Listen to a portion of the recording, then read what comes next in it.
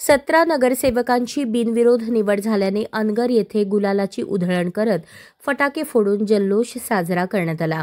सोलापूर जिल्ह्यातील मोहोळ तालुक्यातील अनगर नगरपंचायतीच्या सर्व 17 नगरसेवकांच्या जागा बिनविरोध निवडून आल्या आहेत। माजी आमदार राजन पाटील यांच्या नेतृत्वाखालील भाजप पॅनलने ही कामगिरी केली। त्यामुळे राज्यातील पहिल्या नगरपंचायतींपैकी ही अनगर नगरपंचायत ठरली आहे, जिथे सर्व नगरसेवक बिनविरोध निवडून आले आहेत। तथापि नगराध्यक्ष पदासाठी निवडणूक अनिवार्य ठरली आहे, कारण यासाठी 2 अर्ज आले आहेत। भाजपकडून प्राजक्ता पाटील, ज्या राजन पाटील यांच्या सून आहेत, आणि राष्ट्रवादीकडून उज्ज्वला थिटे यांच्यात हा सामना रंगणार आहे।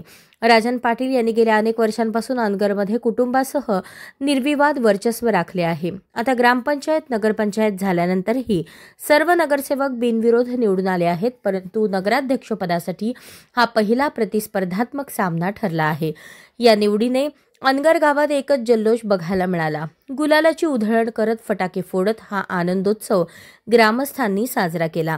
17 नगरसेवकांचे बिनविरोध निवडीनंतर बाळराजे पाटील यांनी ग्रामस्थ आणि नागरिकांचे आभार मानले।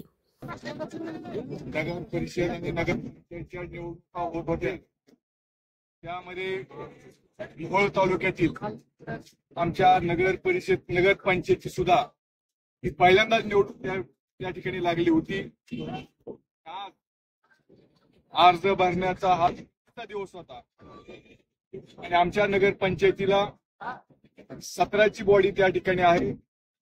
17ची बॉडी असताना 17 पैकी 17 अर्ज नगरपंचायतच्या निवडणुकीसाठी दाखल झाल्यामुळं आज या ठिकाणी अगदी सांगू इच्छितो की या निवडणुकीमध्ये 17 अर्ज आल्यामुळे या तालुक्याचे सर्वे किंवा माजी आमदार राजन पाटील साहेब यांच्या नेतृत्वाखाली भारतीय जनता पार्टीचे 17 पैकी 17 सर्वच्या सर्व जागा या नगरसेवकांच्या बिनविरोध झाल्याबद्दल मी प्रथमतः सर्व अगदी मनापासून या ठिकाणी आभार मानतो।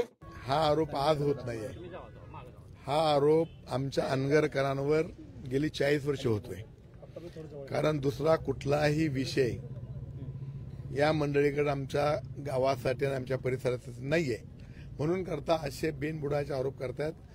आता सकाळीच तुमच्या काही मित्रांनी मला बाईट द्या म्हणले, तेव्हा मी म्हणलं मी बाईट देण्यापेक्षा तुम्ही इथं या आणि अनगर भागातल्या सर्व जाती धर्माच्या लोकांच्या बाईट घ्या।